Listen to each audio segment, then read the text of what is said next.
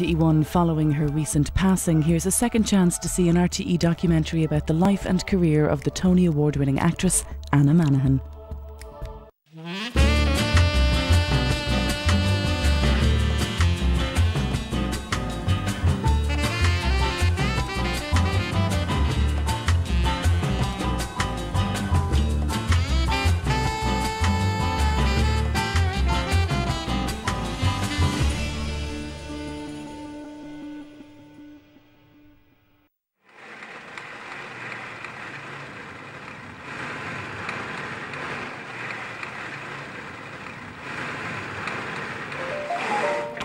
I remember as far back as 7, standing in front of the mirror in the old wardrobe in my old home and acting out things before the mirror.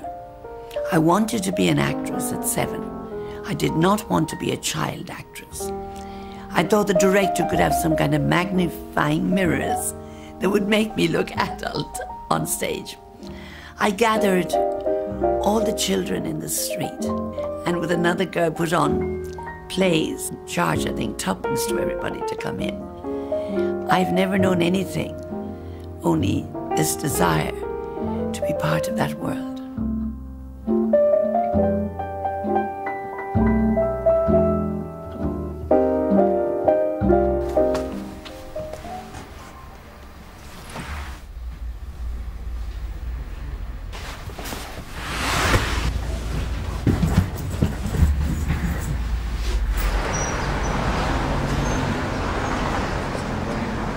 Where's the other case, Anthony? It's here. Everything else is in the car. And my script? Yeah, everything. Bye, boys. See you soon. Look after yourselves now, won't you? Yeah. God bless. Have you got your medicine? Yeah. I started my life as a young actor in fit-up. And I crossed every crossroads in Ireland performing. And it gave me a love of touring and of going out and meeting the people. And the fantastic people you meet. It's very much something I love doing. But I don't like 4 months of it. I don't like to have had just 2 weeks at home. I want to sleep in my own room. I want to sit in my own garden with my little half-blind cat. I want to be with my brothers. And time is valuable. You know, Jim, instead of writing your history book, you could write one driving with Anna, and then you could tell all the stories as told to me. Wouldn't that be great? You'd have to get the royalties. Oh, no, we'd share the royalties. Oh.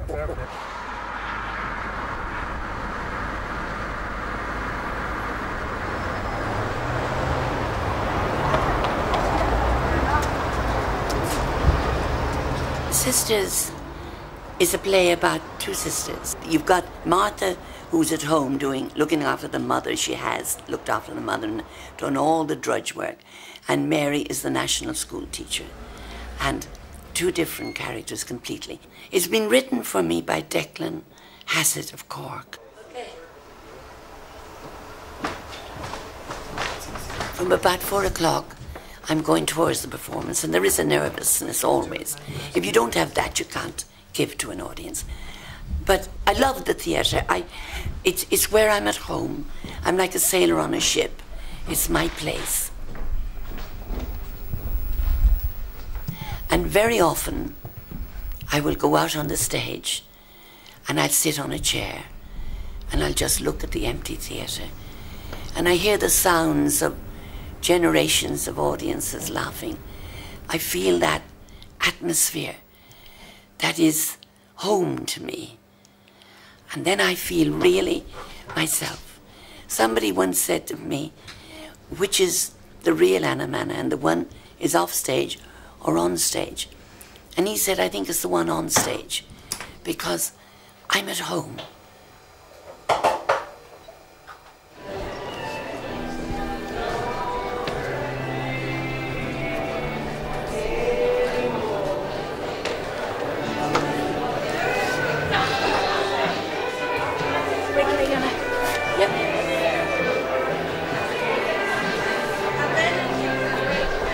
Ladies and gentlemen, welcome to the Pavilion Theatre. In the interest of safety, When I'm looking for a character, I've never been happy. Of course, there are plays where you do externalize a lot, and restoration plays and comedies and that, of course. But I have found with the years that the most rewarding thing is for the performance to come from inside and reach out to the audience who give you back. It's an exchange. Candles! Where are the candles?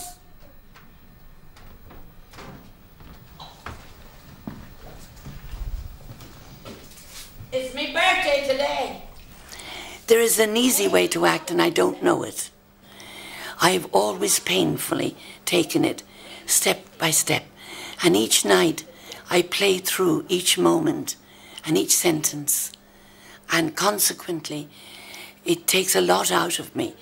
But I think from what the feedback I have, it is the most rewarding for the audience. I wouldn't be interested in acting any other way.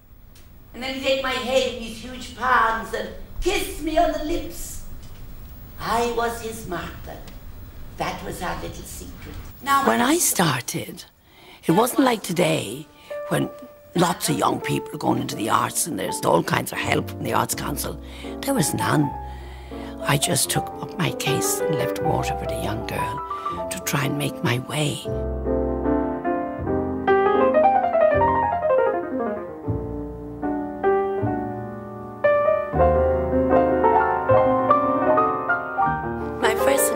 Dublin is when I went up to become a drama student of Ria Mooney in the first Gaiety School of Acting. It was a very special time. And in the streets of Dublin, when I was a young actress, you could see, Patrick Kavanagh and Brendan Behan, all these writers, and you were part of all that. And of course you had Edwards MacLearmore, who were the essence of theatre. There's Mary talking to the postman. Another fake uniform!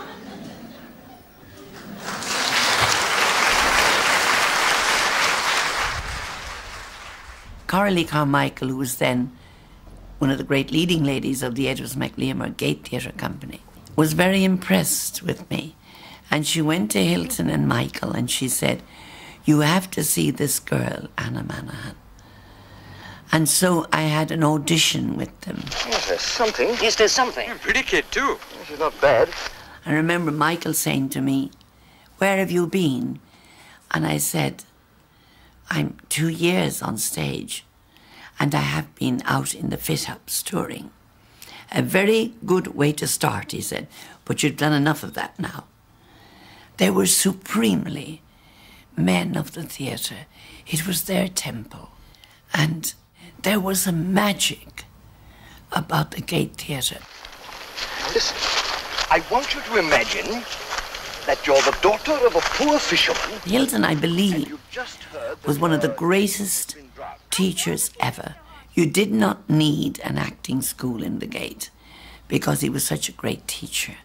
I remember in the Cairo Opera House, at the back of the theatre, calling out to Maureen Toll and myself on the stage, "It and what happened to the D? What happened to the T?" Yeah, that looks quite good. It's a good weekday today. Yeah. When he wanted me to emote in the rehearsal room, I said, I'll do it when I'm playing. And no, he said, "You'll do it now. And you'll do it again. And you do it again." He's often said to me, can you turn it on like that?" Because he said I was trained that way. Yes. Okay, that's it. It is there. It's just like a racehorse coming out of the trap or a greyhound. Where can I get it? There it is. And that's what being an actor is about.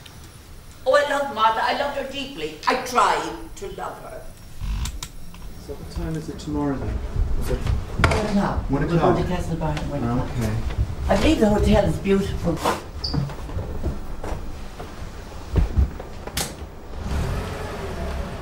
When I'm leaving the theatre, I've finished the performance, I always feel very drained.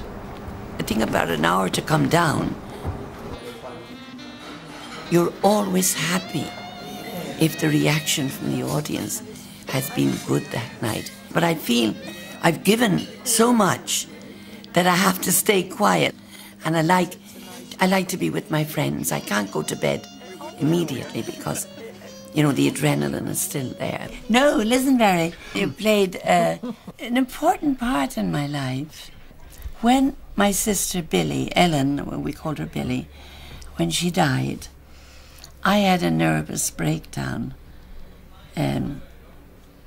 Barry wrote to me and said that this company was being formed to do a season in Limerick and if I'd like to join them.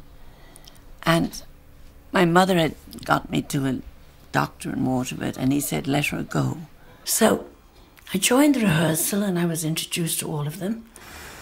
And Colin came over to me and said, I didn't think a voice like yours existed, only in books.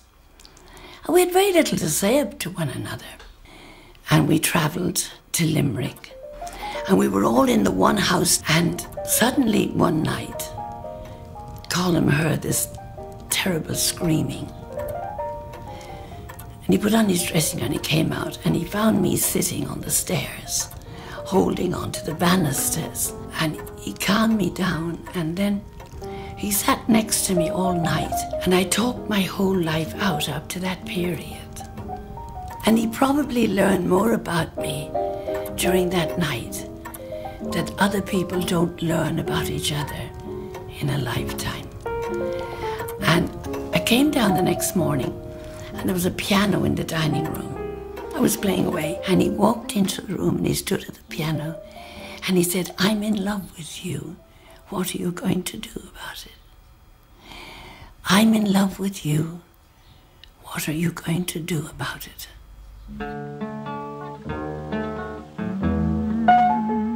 It was a very beautiful day and it was such a big, huge wedding that people still remember. It seems like a fairy tale wedding. More than words can say. If I didn't care. He was stage managing with Eros MacLeamore, and in the summer he worked with the Globe Theatre. I, of course, was just making my way as an actress. We had a lovely little L-shaped cottage on the Bray in Enniskerry Road. He was the most extraordinary young man I have ever met. If he had lived, my life would have been much different. I would still have been an actress, but I wouldn't have been traveling the world like I subsequently did. Would my every prayer begin and end with just your name? And would I be sure that... Everywhere I go, Anthony is with me. And he irons out everything and he does everything for me. And he gets me through airports. And managements know I won't go without him. You're very welcome to Romana da Vinci's. Thank you for smiling. Well, would you like a table in the restaurant tonight? No, because I'm performing. Okay. Thanks very much. You're on the second floor. Just take a look at the second floor. Anthony's family in Waterford were very close to my family. You know, what you would nearly call an extended family. Our lives have intertwined over the years. And so he has become my personal assistant, besides being my personal friend. Well, tea for one. Your room? Yeah. Oh, you're not having tea? I won't. But won't have tea. I know people wonder.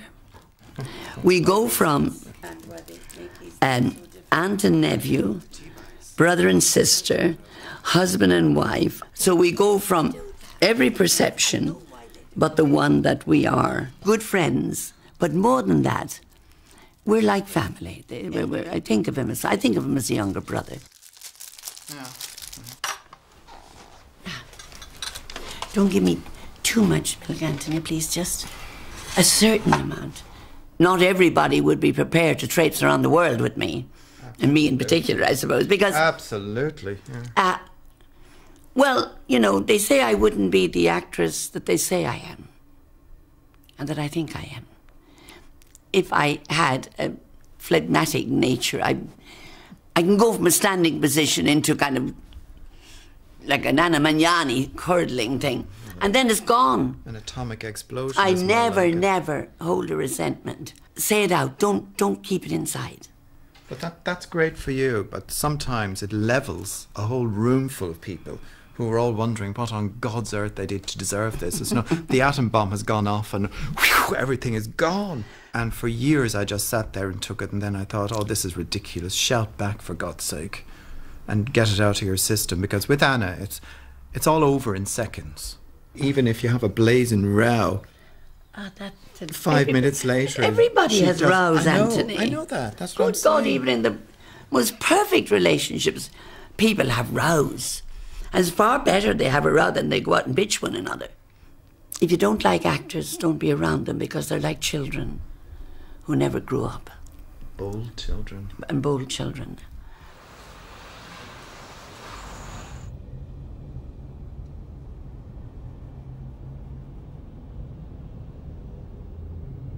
Cyril Cusack said that to me once, that we're very lucky that we have a key to a secret garden. You can live so many lives, investigate so many lives that you wouldn't know about, and you shut out the world and some of its ugliness. And I wouldn't want to act to an empty space. It is the sharing with people in the dark, and they send things up to me, because the audience are the missing member of the cast. There is no play until they appear. And they come in, and I've known from the creaking of the seats and the feel the sense that it's not working. You can't fool an audience in the dark.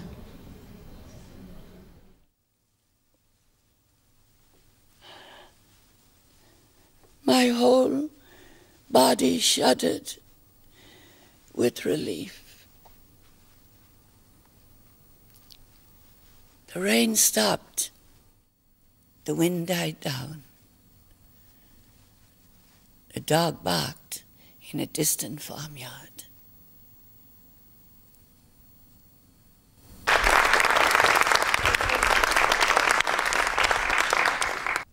I look forward so much to coming to Derry. I'm a little sad that you didn't come in numbers as they did in other places. But I want to tell you that you're coming here and joining with me, that it has meant a great deal to me. If it is important to you, you will leave with my love. Good night.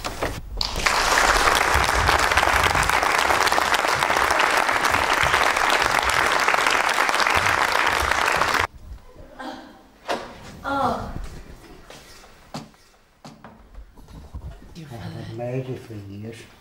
Well, that's made my journey worthwhile to hear you say that. I'm so disappointed that the people of Derry did not turn out to see I am too. I wonder, was it the heat, or do you want to sit down? I don't know whether it was the heat or what, because we packed in Belfast, you see, and I wouldn't have missed it in the world. Ah, thank you. Because I've admired your career. To me, as I said, you're the goddess of theatre. Thank you. I must have your name. My name is Barney Conahan. Oh, Barney, we've grown old together. We've grown old together. God bless you, love. Thank you, God bless. And I wish you the greatest success in America. And if you're anywhere I'm playing, you'll come round and see I me. will. Thank you. Thank you very much. It was lovely meeting you. God bless you, God Barney. bless. Good night. Thank God you. bless. You've cheered me Thank up you. so much.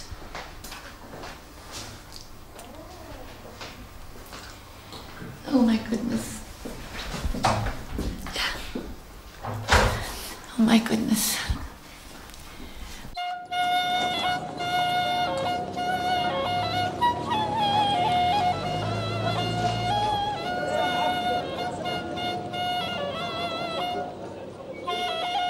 Edward MacLeamore had made odd visits to Egypt on the invitation of the Egyptian government. And so that year of '56, they were to play in Cairo and Alexandria. And strangely enough, Colin really didn't want to go, but I wanted so much to go that he went.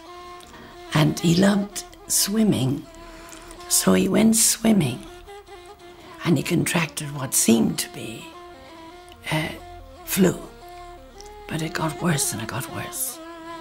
And we went on to Alexandria. Journey to Alexandria stifling, the heavy, breathless day hanging over the desert like a dead bird. Colum O'Callaghan especially seems stricken, the poor devil's face as white as death. None of us can guess what is wrong. People in Egypt at that point didn't get polio. I don't know if they knew what it was. And the only people who ever got polio were Colum and an American and some other European. And he was dancing with me on Friday night and he was dead on Tuesday. Then I hear that Anna has decided to play tonight. She has 2 parts in Dorian Gray. The fact that she can contemplate them at all is part of the stuff of which players are made. Her courage grows from the same root as her love for Colum has grown. Somebody used to walk with me into the wings, and these stagehands who were Muslims, and they put down their prayer mats, and as I went by they knelt on the prayer mats, and one of them said to me, "Madame, we will pray for you." It was a miracle. She never played with greater absorption, with more truth, with slyer or wickeder humour. One can only bow one's head before this sort of courage and this sort of grief. 11th of April, 1956. In Egypt, the dead are soon put under the earth. Colum was buried today. Requiem Mass in the chapel of the Latin Cemetery. Many Irish people were there, every Irishman and woman in Alexandria, I believe. A cool, brilliant day of sun. A hard blue sky, a dry, yellow earth. White tombstones like cards set out for a game of patience. That was all. Later on, of course, I lost other people I loved, but that was horrendous.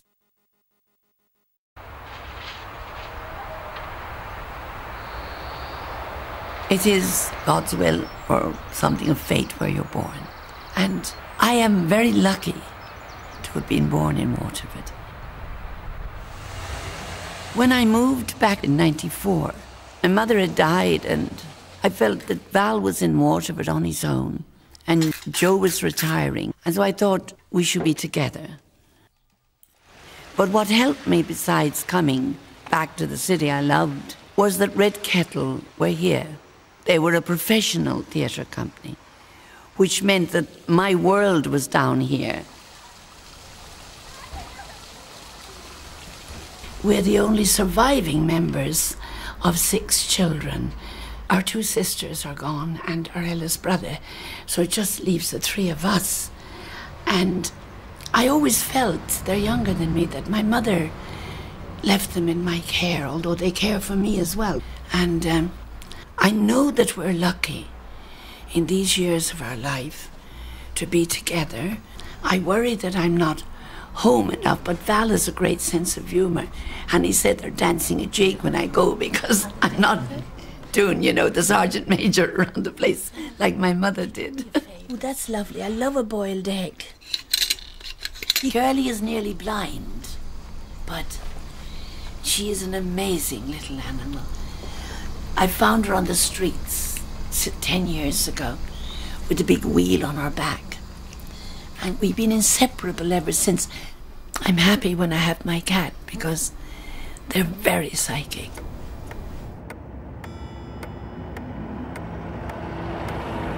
When people ask me, how did you start? How did you want to be an actor? But I never knew anything else. There was nothing, only theatre and music in my family. Some thoughts none others can replace. No such things that we had to be forced to play the piano. We were queuing up to play the piano. The neighbours often put down their windows to listen to the music that was coming from our house.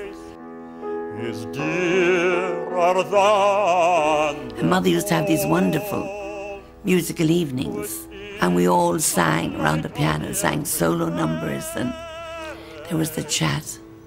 It was an extraordinarily happy time. Than them all. He's dearer than them all.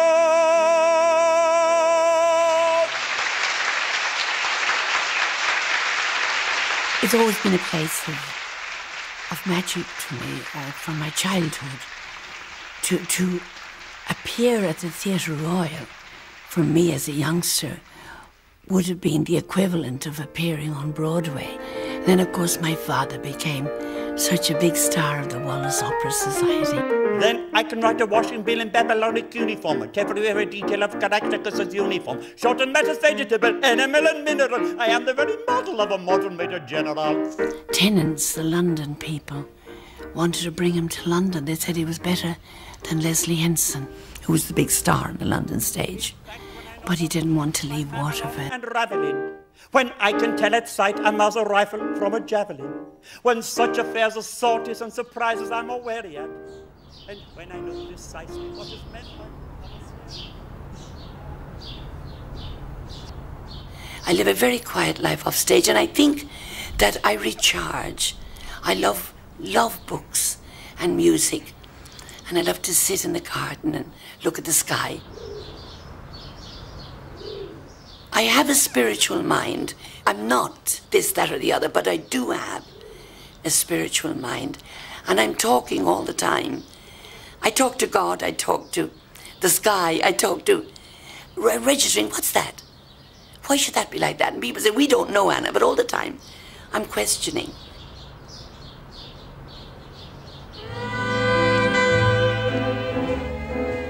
The Rose Tattoo was my major step forward into major leading roles. I was in a company run by Barry Casson and Nora Lever, the 37 Theatre, and we were doing a season in Limerick. And Carolyn Simpson was in the company, and her husband, Alan Simpson, came down to see her. And Alan saw in me something that other directors hadn't seen. He'd seen a passionate side. And he said, someday I'm going to find a role for you. And a few years later, he said he was doing the Rose Tattoo. And he was casting me in it, and it was a major breakthrough of my life. The role I played was Serafina. She was a widow. Her husband was a truck driver, and he'd been killed. And she just mourned him so much that she wore a rose in her hair, and she started to just go around in a wine-drenched petticoat and all that. And into her life comes this other truck driver, Alvaro. And they fall in love. And he comes to her home. Out of his pocket falls a contraceptive, and she throws him out of the house. At that time, contraceptives were illegal, but nothing was dropped on the Pike stage. That's the interesting thing. Everybody thought they saw a contraceptive. It was extraordinary. The night that Alan Simpson was arrested and put in jail, and we were warned, if we continued with the play, it could happen to us. My landlady of the time was told to get rid of me, that I was an immoral woman. The Rose Tattoo was a big passage in our lives, but it did put me into a different category. And the late Corley Carmichael said to me after it, Anna, there was one more step you had to take, and you took it in the Rose Tattoo.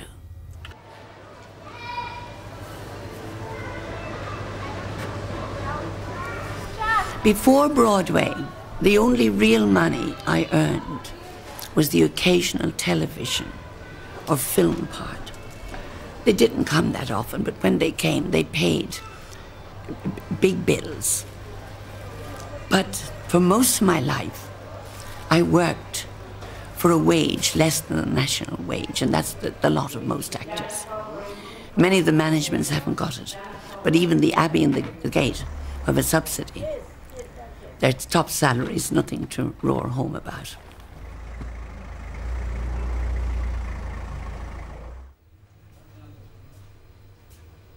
Although the three of us have moderate pensions, not enough to cope with how costly it is to live in Ireland, and therefore the fact that I earn at this stage of my life gives us a standard of living that we wouldn't have. But that entails long absences from home. Val? Joe? Your dinner? The backup from my family was always wonderful.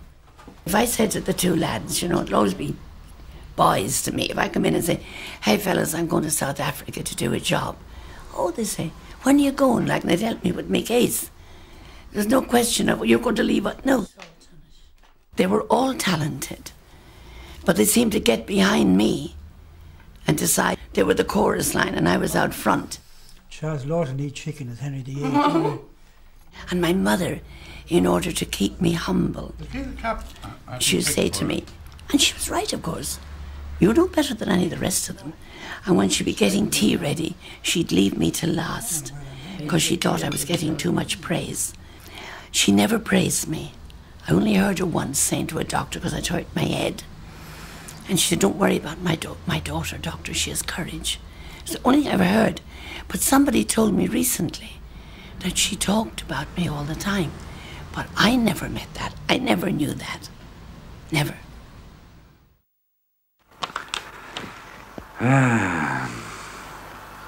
Listen to this. At a party in Dublin, I said to John B., John B., why don't you write a play for me?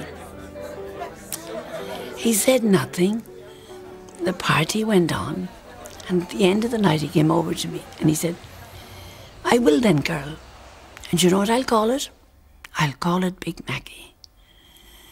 And he wrote the play for me. Gemini Productions did a lot of his plays, and Barry Casson directed them wonderfully. But because I was a year in America doing Lovers, they couldn't wait any longer, Gemini and himself, and they put on Big Mackie. It was sad, but when I came back from America, Gemini and John B. decided that I should have my night.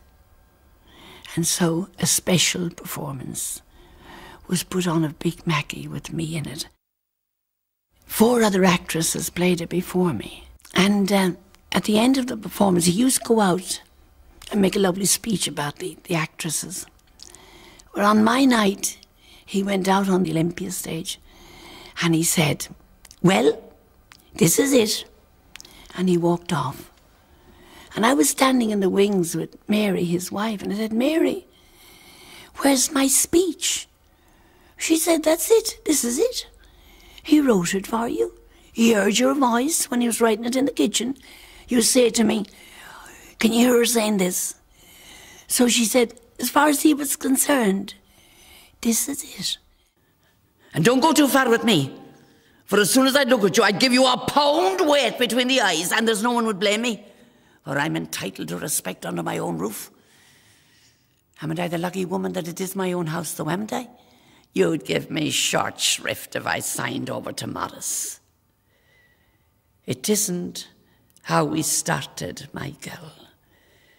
All that matters is the way we finish.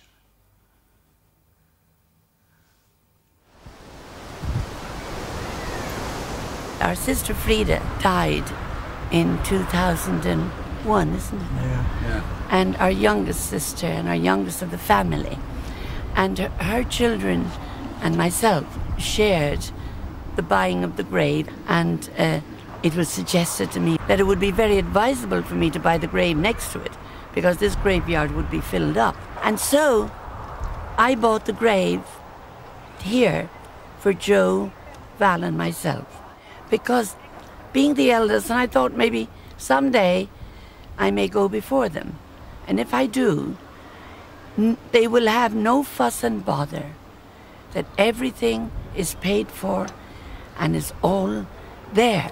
And people may stand and say, what's that? Did they forget to finish it? No. It's like making a will when you're young, isn't it?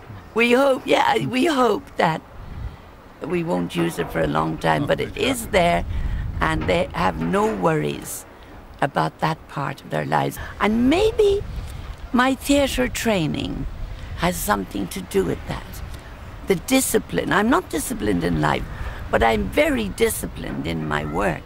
And the discipline of my work would say, stage management-wise, that is a very good idea, Anna. And that's what I did. Yes, I hope it stays blank for a long time.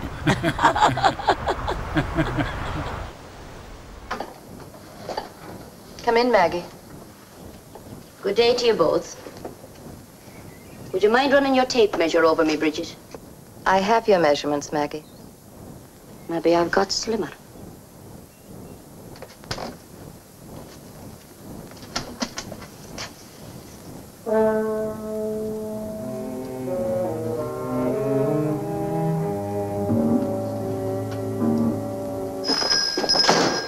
The producer and the director of the film saw me in the rose tattoo, and then they got in touch with my agent to offer me the role of this village gossip. The whole village knew already that William Bates was the father of the Manahan twins. His wife didn't, Sergeant Dempsey, but she knows now. I drank the equivalent of 3 bottles of Guinness and not being a drinker at all. And the cameraman said to me afterwards, "That was wonderful, Anna. You seem drunk." I said, "I am drunk." I knew we were in for trouble the moment I set eyes on the new young Bateses. 2 fine little girls, just like Bridget Manahan. And from then on, I started to work in England, in television and various things. And at that time, Irish actors and the men were not going to England. But I was one of the first to be brought over. But I played Bessie Burgess at the National, and I was nominated for what is now the Olivia Award. It was then the Svet Award. I considered that one of the finest performances of my life, which was never seen in Ireland. That's it. Go on. Tell me more lies. Say them right into me fat, hairy, ugly face. It was a series went on for 3 years, and I became, with Milo, a very big major name in England. I got 40 wedding proposals. Don't ever say I wasn't like 40. 41 years of cutting his corns and washing his drawers. And they'd fallen in love with this battle axe of a woman. Not with me. The next time I see her, I'll look her straight in the face and I will say... I've lost my memory. I played a lot of dramatic roles. There's a lot of comedy in me. My father was a wonderful comic. Well, my ideal role is like the O'Casey and John B. Keane, who mixes like life, comedy and drama.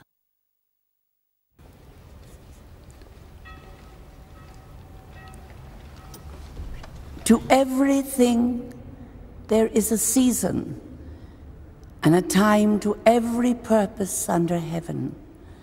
I used to go to the 5:30 Mass in the cathedral in Waterford. And for a few Sundays I heard them asking for a reader. So I asked to see Father Condon, the parish priest. He said, "We'd be delighted to have you, Anna." So that's how I began reading. A time to break down and a time to build up. It's a different world to being a performing actor, because you become a conduit for the Word of God. But I mustn't get in front of it. I have to stay behind it. And sweeter are they than honey from the comb.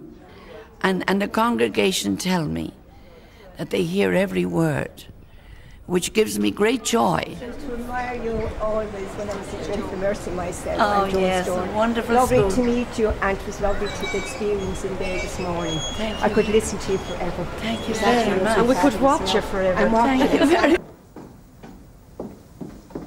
Good morning, Your Honour. Will I be wetting the tea now? Oh, yes. Yes. Mrs. Cadogan. That hat on me, I had a battle of wills with the head of wardrobe, who was English. She was an English woman, very bossy. And she said, Anna dear, we don't want you looking like the housekeeper in the Forsyte Saga, or upstairs, downstairs, or whatever. She wouldn't give me the hat. Now, in the stories of the Irish RM, Mrs. Cadogan, she always had the hat on her, and it was described she wore it like a helmet. And when she wore an ordinary hat, it was like a helmet. So I wouldn't go on. I said, you can tell the director I'm not going on to play the scene. I cannot, because there's that inside me. I don't mean to be difficult, but if I don't think it's right, I can't do it. So Robert came up to the makeup room. He said, what's wrong, Anna? And I explained to him.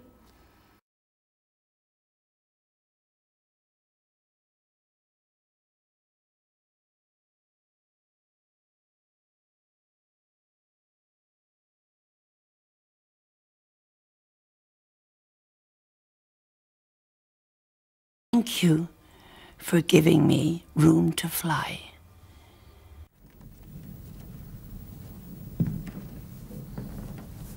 Remind me of something sharp red fingers do. I suppose they do now. I suppose it's so long since you've seen what they remind me of, you do forget what they look like. I suppose I do, and I suppose you're the expert. I am the expert. All right. I'm the king of the experts. I suppose you are now. Oh, I'm sure. You're the king of the experts. Why wouldn't you be sure? With your pat old dooley, and you're throwing it all in me face like an old peahen when... When what? Not another word am I saying on the subject. I do have no comment, as they say. This is a nice sharp red finger. When what? Now. When nothing, Mary. No! When what? Now. Have you been speaking to somebody? Who would I be speaking to, Maureen? You've been speaking to somebody. Nobody have I been speaking to, Maureen. You know well I don't be speaking to anybody. And sure, who would Pat be telling about that?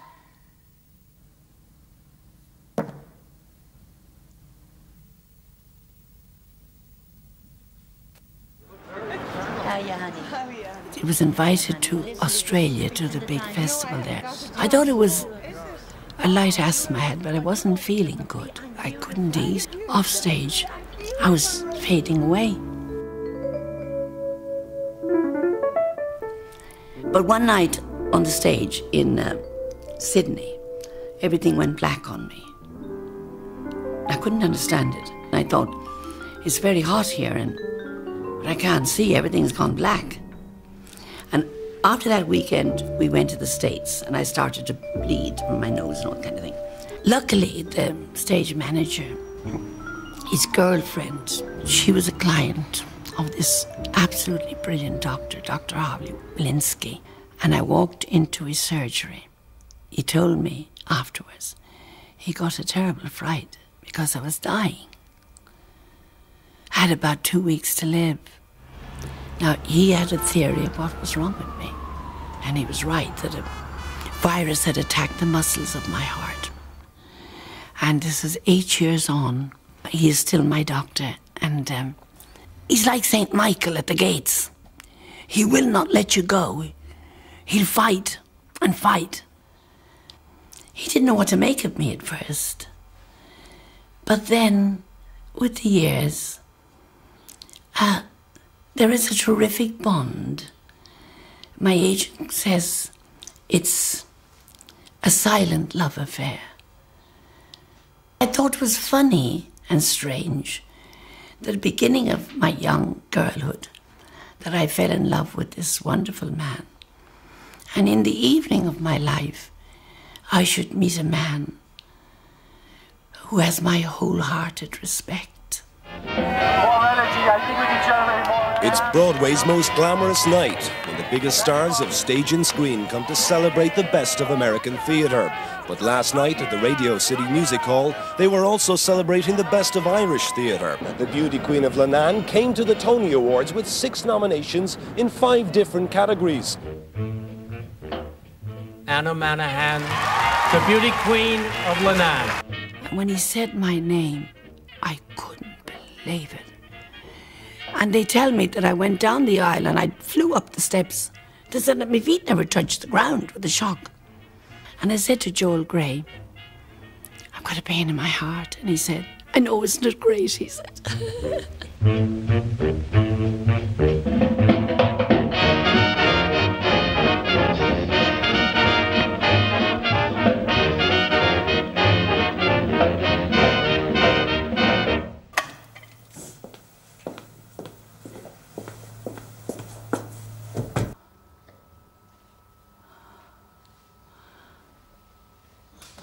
my goodness, wasn't I good looking?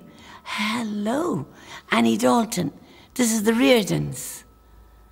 Yes, I always wore my hair in a bun. It was long, like a ballerina. And I like what I'm doing. I like what I'm doing. I don't like to see myself a short time after I've filmed something, but I can bear to look at it afterwards, because then I can view it dispassionately, as if I'm looking at somebody else. And therefore I look at this woman and I say, she's acting correctly, and she looks very striking. It's a weird feeling to look at yourself. Trimble.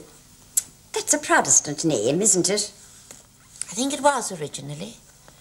The family came over with the Huguenots. Sure, as long as they had company. Is it Miss or Mrs.? Miss.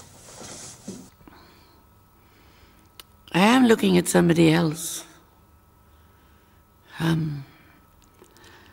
Our soul is very much in her eyes. It would be nice to be her age, but then I'd have to live through an awful lot of what I've lived through. Nobody likes getting old, but I have been blessed with such a good memory and an active career and many riches. But yes, she was nice.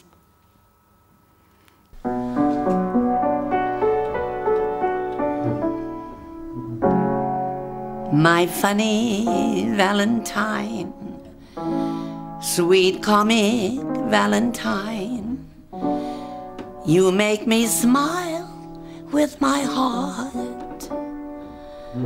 Your look so laughable, unphotographable, yet you're my favorite work of art. Is your figure less than Greek? Is your mouth a little weak when you open it to speak? Are you smart? But don't change your hair for me.